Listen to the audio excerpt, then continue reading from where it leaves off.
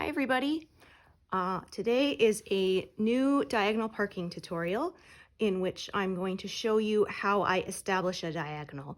As I said in a previous video, I work down and leave a straight edge across. So then I have to reestablish my diagonal when I start the next pass across my pattern.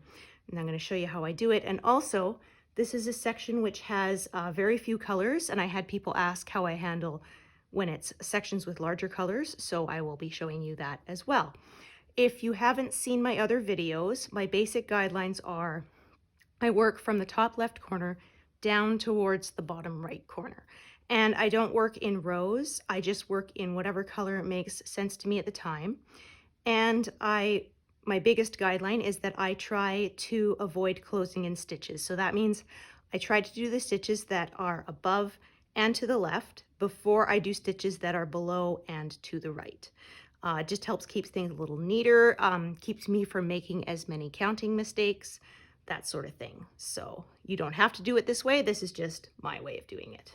So on this section, as I said, you can see there's lots of just a few colors. In this box, there's only 3 different colors. So this is, instead of a confetti area, I'm going to be showing you how I handle larger sections of the same color. Generally, it's with using multiple threads when necessary, and not necessarily following the diagonals as strictly. It just depends on how the colors flow and what happens to work out. So we're going to start with this first part thread here, navy blue 939, corner.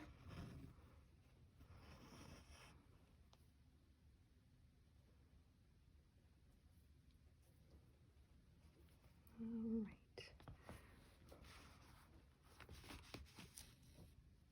First stitch in this diagonal. Cloth on the back's kind of in my way, but I will just work around it. And then, as I've said in other videos, always park in the same spot. For me, that is the upper right. That way you don't mix up your threads so easily. So this next color is going to be black 310. And this one is probably going to end up with multiple threads because of the way I can see already that it's flowing and how I don't want to do too much crossing back and forth and using more thread on the back, but I also don't want to be doing stitches out of order as much as possible, trying to avoid closing in squares that have not been stitched yet. So I'm going to stitch those two.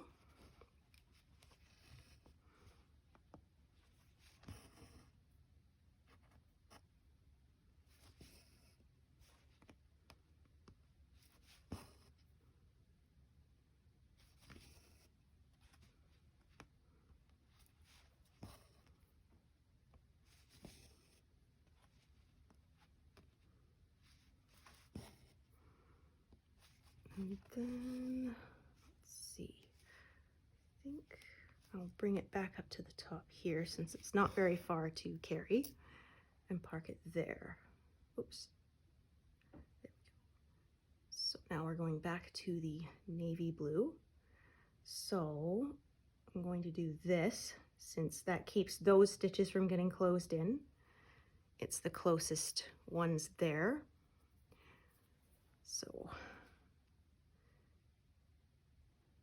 as you can also see, I have another of the navy part to here in the upper right corner of this big box here of 100. And so sometimes I will be having 2 threads going and sort of them meeting in the middle sort of thing. That's just how it works for me.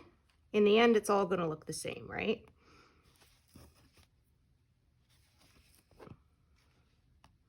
But I didn't want to start with the corner, the right-hand corner stitch, because then that would have required me skipping over and leaving a blank space, and I try to avoid doing that.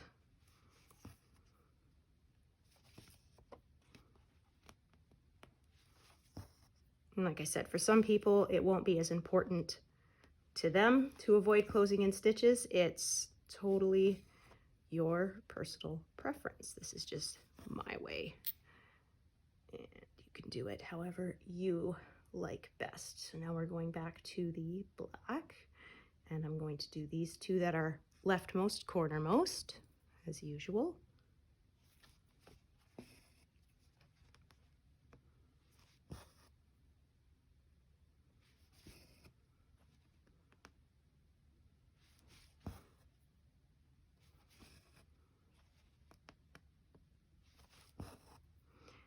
Then I'm going to park this in the one symbol that's here below, right there. And then what I'm going to end up doing is carrying this one sort of back up once I've done the other stitches, these square symbol stitches, so that I'm not closing anything in. So what I'm going to do is I'm going to use this thread here.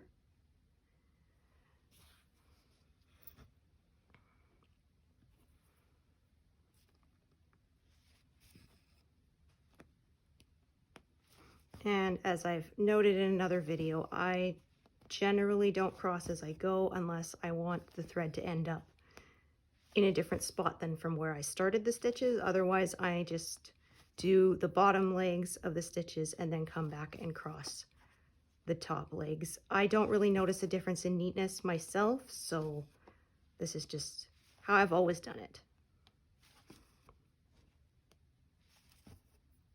And for some reason, I kind of find it relaxing to go back and cross them, and I don't have to count on my way back. So.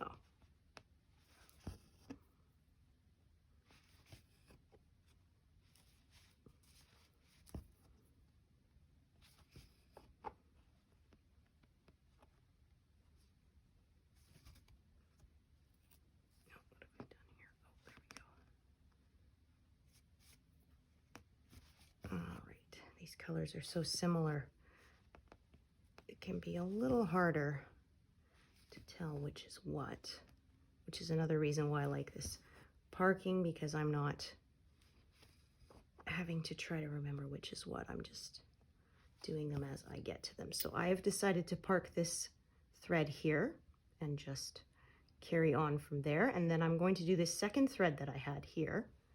I'm going to use that one to do those stitches. So like I said, I'm kind of, they're meeting in the middle instead of using one thread for the entire section, because again, this just keeps from boxing in unstitched squares.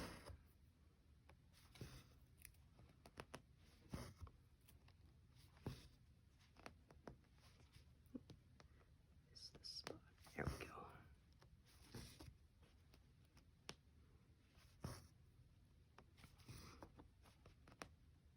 So as you can see, working on the diagonal, I often end up sort of making a stair-step sort of pattern as I'm stitching through, because that's just the way it works out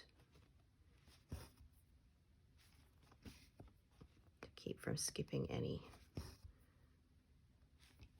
squares and leaving them to be stitched later, leaving them open on the right and lower sides of the stitch.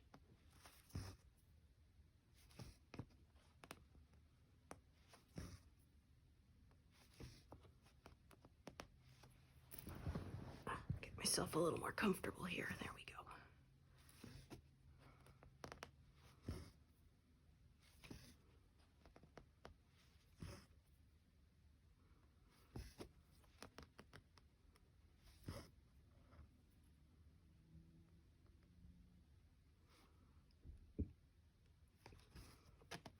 And now parking that one right here. And what I'm probably going to do is leave these bits, they sort of cross over the line, but I'm probably going to leave them for when I do the next diagonal. As I said, I don't follow the diagonal lines very sharply. I just do with however makes sense to me at the time, and it often depends too on how long the thread I'm using is. Sort of going with the flow.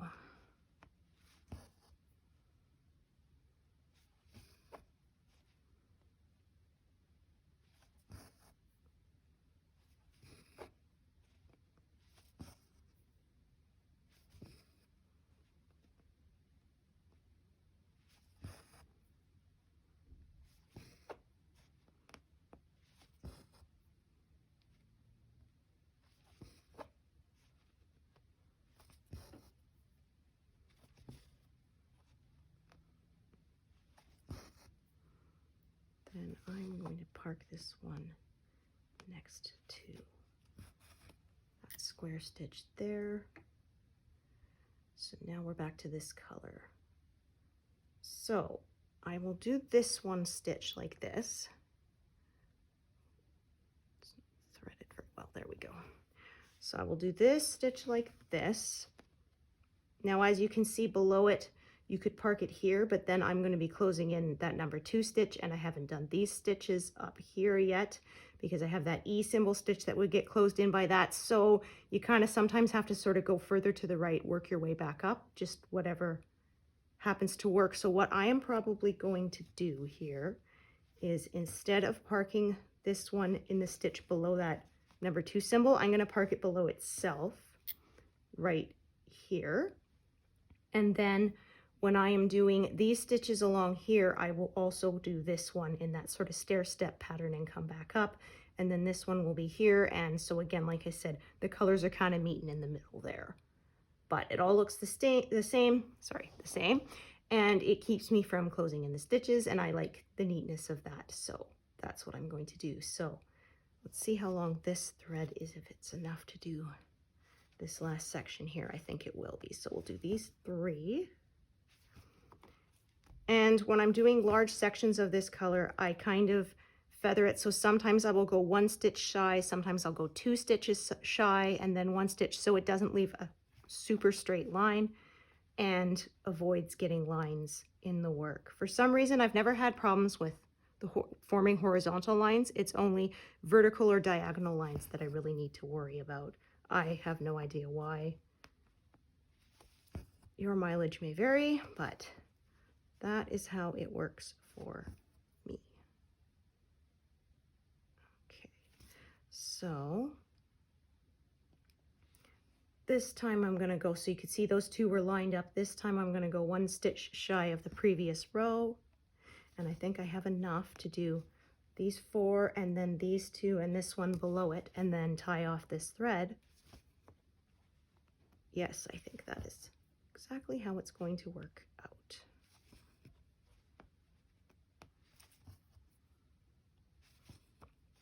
I have just enough left on this thread to squeak that out. One other thing that I find important when you are working near the edges of your piece like this one is to make sure that all of your ends are secured towards the inside of your project. You don't want the ends sticking out beyond the edge, especially the darker colors, which could show through. I discovered that problem myself, and I had to go back and make sure I tucked all my ends in when I was trying to mount a finished piece, and I had little threads showing through and making the edge not crisp and neat in it. So if I do a pin stitch, I always make sure I do it at least 5 stitches from the edge. That way the end that I leave behind when I trim it is short enough that it will not extend past the edge of your design and show through. Or if I am just running it through other stitches, I make sure I do it towards the inside of the pattern for the same reasons. So this one, it's a dark color. However, this whole area is going to be stitched in a dark color and it will be covered up. So I'm going to pin stitch it, but like I said, it's at least 5 stitches from the edge of my design, and that way the end is too short to extend beyond the border there.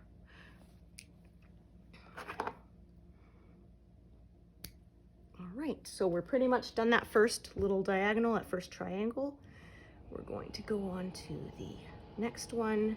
Okay, so this is a purple 154. So find a piece here.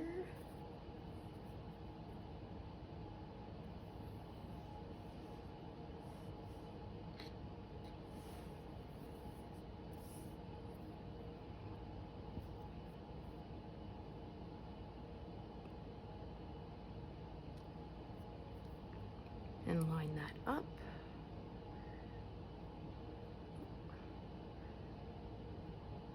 There we go. So,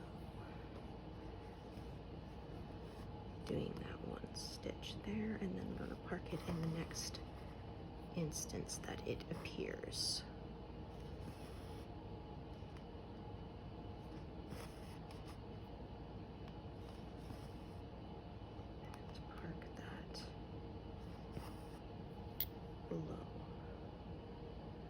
So you can see I have a few threads parked here for this diagonal. I'm just going to pull them from the rest of the parked threads. And then I'm just going to anchor them down here so I can pull them more easily to use them in this section. All right, so I'm going to carry on again along that leftmost cornermost edge, not closing in the stitches. Not worrying about this row yet. I will end up with the threads down going this way and a separate one going for that next section there, because you can see there's a whole bunch of the circle symbol stitches in between, so this will end up as separate threads for these square patterned threads. So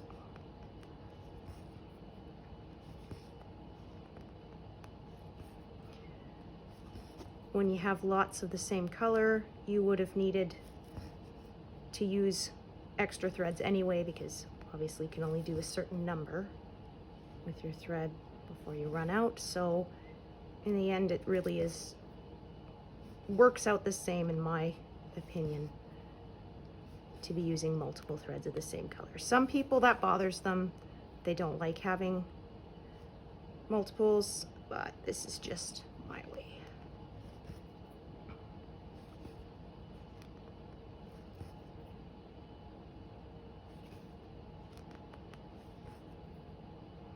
And then this thread is used up.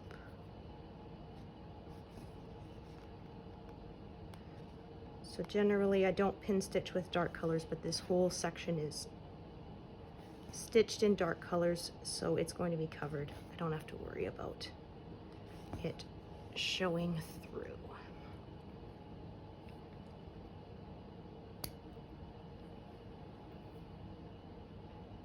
All right.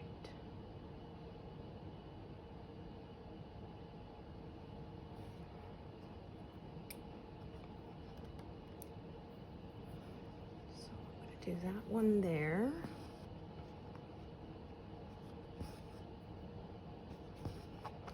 Also going to do that one there, again, because it's in the corner. I'm going to park this right there. And then for these stitches of this color is going to be its own thread again. So that's how I handle lots of the same color in one section. Interestingly enough, that often happens the same way when I have confetti stitches and they're spread quite far apart. They end up with separate threads. So I'm a multiple thread of the same color kind of gal. Doesn't bother me. All right, so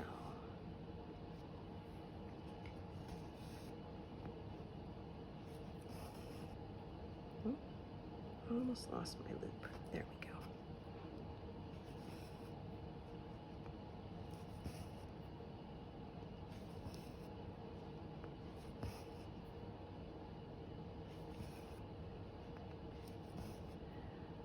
Sometimes too, if I have big sections of color that crosses over and it's just one big section and there's no other colors to break it up across several, I will just stitch across several diagonals at once, so I don't have to worry about feathering my edge to avoid any potential lines. Sometimes that means I break my rules of not closing in stitches for big sections, but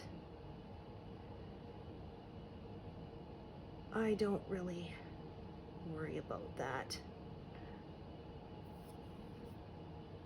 This is supposed to be a fun hobby, right? Okay.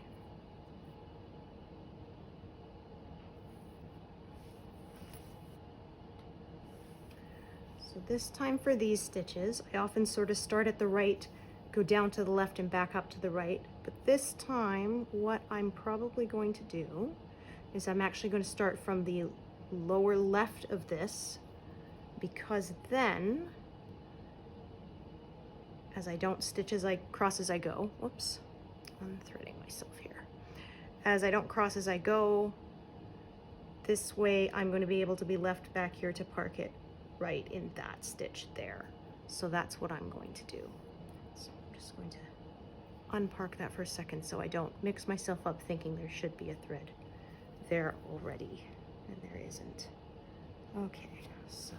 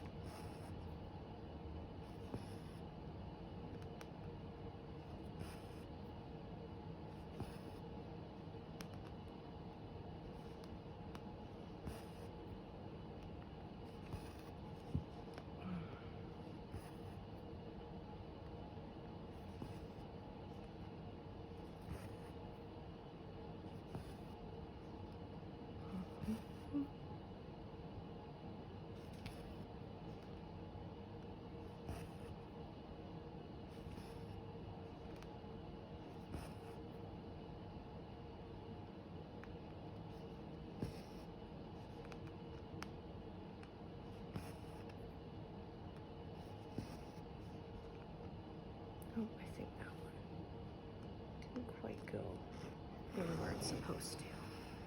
Yeah. It'll look wonky later and it would bother me, so I'm going to fix that. There.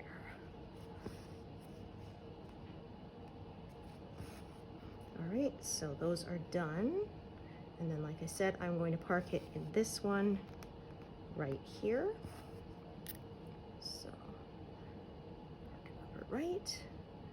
Now, back to this 2 color. And it's just going to be 1 stitch before I am back to the squares again. So it takes a little practice to plan your path, but after a while this becomes second nature. So now I've parked it again, and we are back to the 939. So we're going to do those. And like I said, I leave my needles on the threads so I don't have to rethread it later.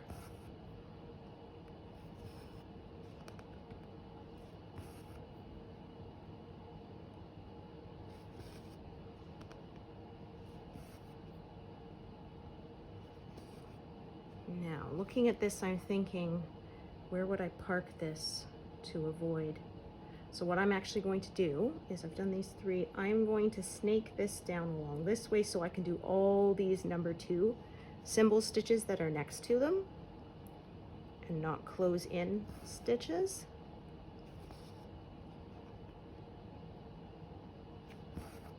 That way I don't have to change threads as often.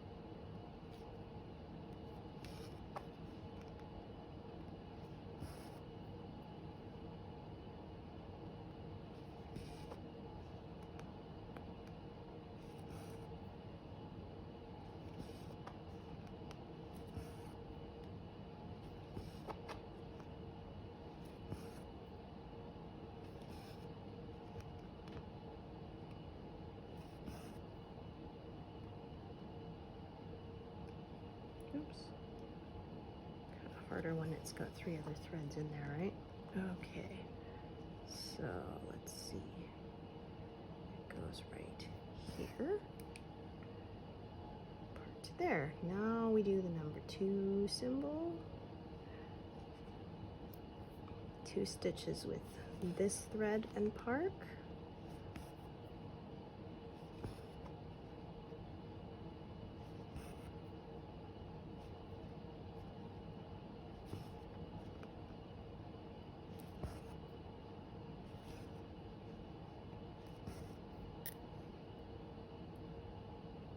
Okay, and 2 stitches with this other thread of the same color and park it.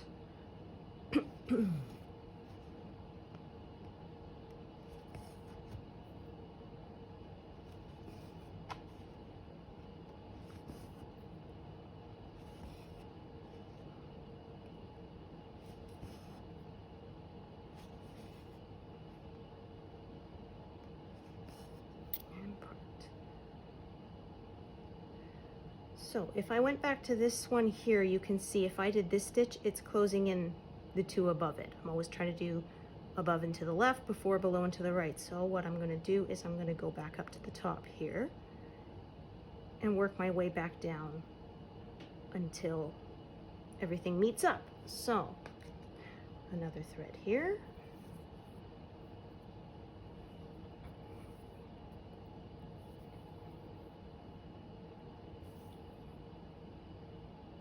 So sometimes when you have multiple threads, you'll end up with a few little pieces left at the end when you run out of stitches but still have thread left. However, I do stuff that has a lot of single confetti stitches, so there's always going to be a place for me to use those up later, so I don't really worry about it. Pardon me. Okay.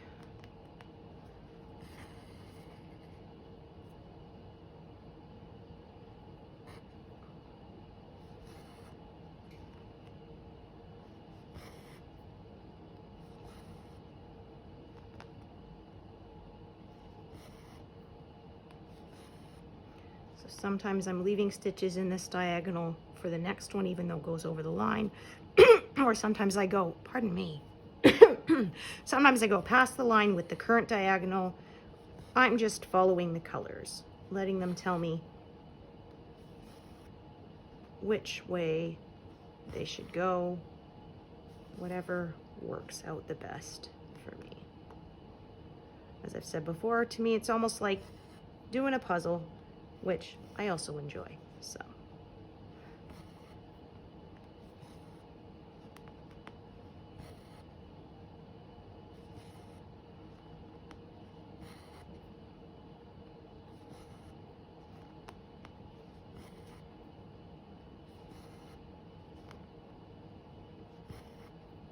Okay, this gets part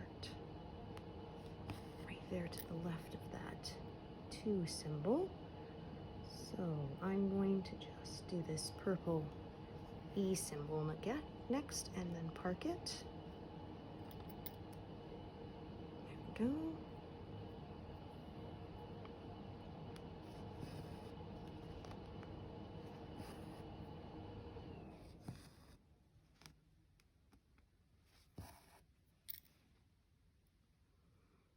Now we switch to this 823, this circle sort of ovally symbol.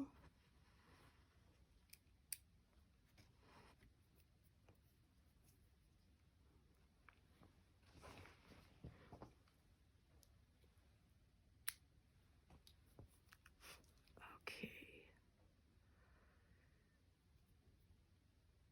And again, only going to do one of this because I don't want to close in that stitch. If I do the next couple of stitches below this, it will close in the 1 stitch right above this one.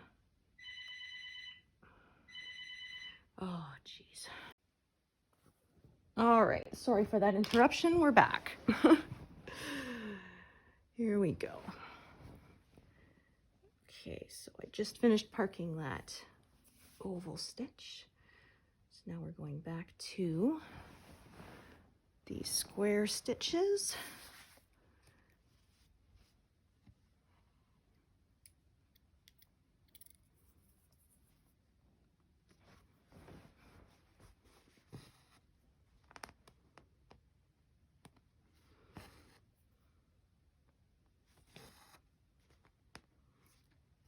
So, like I said, I'm not always working top down. Sometimes I'm sort of working from the left in or even from the bottom left up along that edge. However it happens to work out is what I do.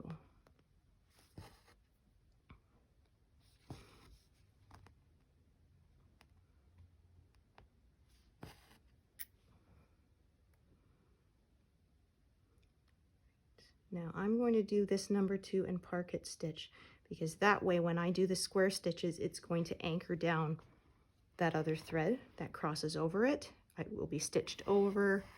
Just helps keeps things a little more secure on the back. I don't really care so much how my back looks, but of course I want to keep everything nice and secure so it doesn't get pulled out of place or loose. Okay, so that one's parked there. Now we're back to these. So now I'll do these 2 rows of this color, since that's not going to close in any other stitches.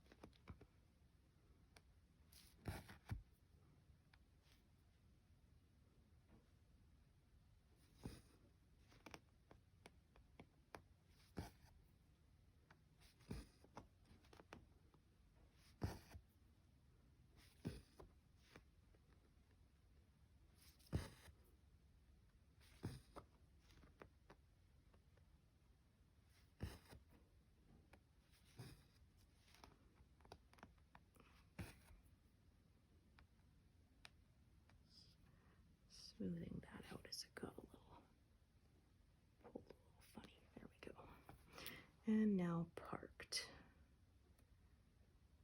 So now I can go back to this one. I didn't want to do these ones because it would have closed in the one above it, but now those stitches are done. So now I can go back to this thread to carry on.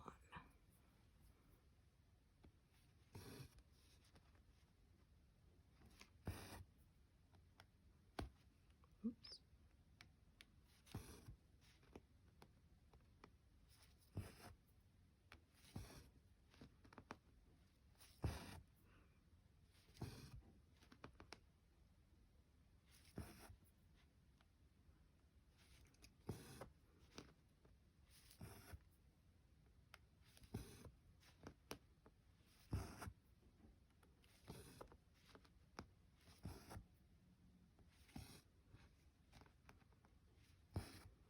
Okay.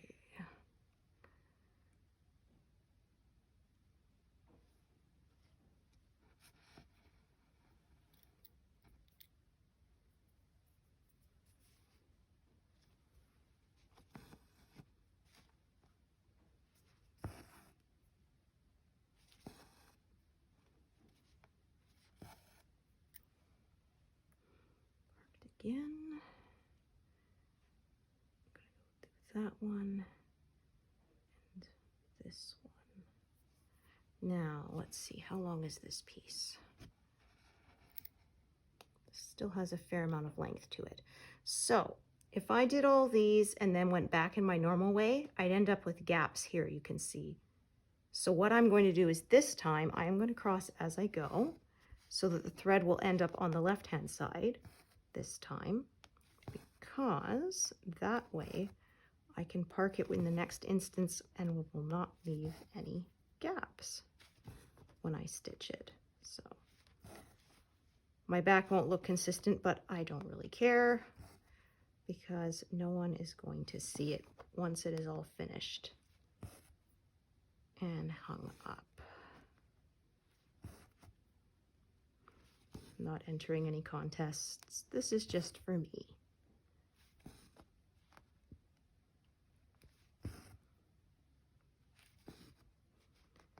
Okay, this one here.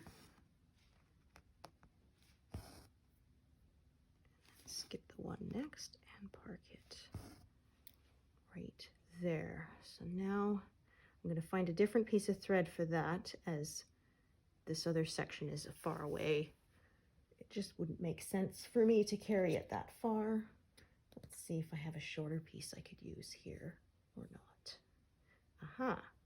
So like I said about ending up with a few shorter pieces, which I have, but as that is a lone stitch sort of by itself, that is exactly what I save these little pieces for,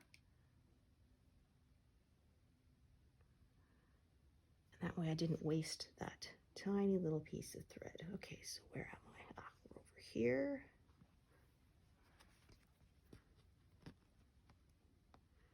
For me, I find the shortest piece I can use is about 5 inches. That is just enough for me to do a loop start and 1 stitch and tie it off. So I save them for exactly what happened here. A lone stitch by itself. Oops. There we go. Hard time gripping the needle on them back as a bit of the bulk of the cloth is in my way, but we will persevere. Okay, so that one is done. So now I can do this one, which I made sure carried to here so that I'm not boxing in the stitch that is to the right of it. So do that one. Now I'm going to park it again. Do this number 2 stitch, and I'm going to park it below. Yeah, because that's the way it's probably going to work out. Yeah, so what I'm going to do is I do this one here. Oops, drop my needle. There we go. Okay, so do this one here. Park it in the next instance below. Then after I've done all of these stitches have been filled. Oh, my goodness. These stitches have all been filled in and I get to that stitch. I will do that number 2 stitch right there, and then I will park it back up here. Hope that makes sense, right? So that's just how it's going to work out for me. Okay, so now again, like I said, I do a sort of little stair step down over to the left. To keep from closing in stitches, I will probably need to add another thread to this at some point, because it's pretty short. Yeah, and then it will be carried all the way back up here and parked probably under this other purple E stitch right there, that one. And then I'll probably start a new thread right there so that I don't close in the number 2 stitch next to it. So I hope that makes sense to you. Okay.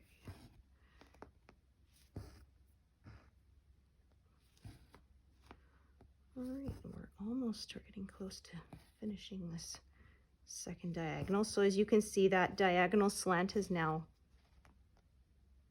being established. I generally go down 60 rows, so 6 of these big squares, and go across as I'm using 14 count.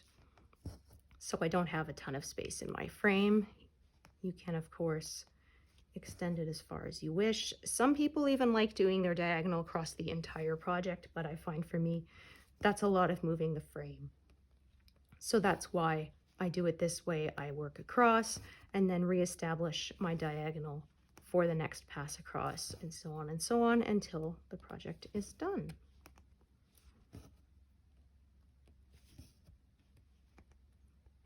Got quite a few more stitches out of this thread than I thought I was going to. Okay.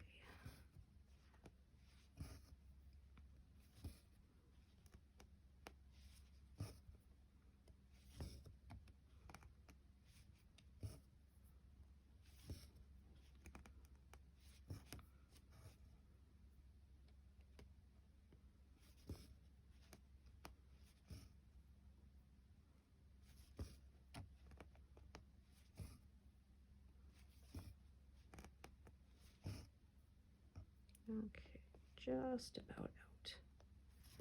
Fusel thread here, yeah. So tie off this piece. Again, towards the inside of the design so that my ends do not extend beyond the border.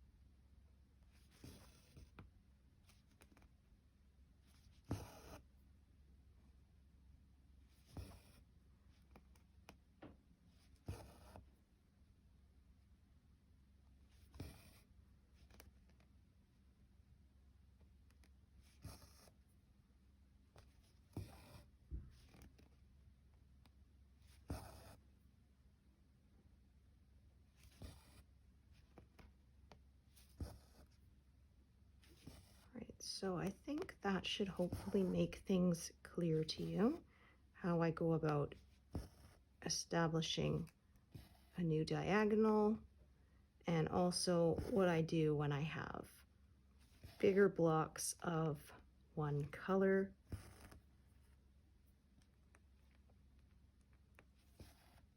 And if you have any questions, just put it in the comments. I'll do my best to answer you. And thanks for joining me today, and happy stitching. All right, bye everybody.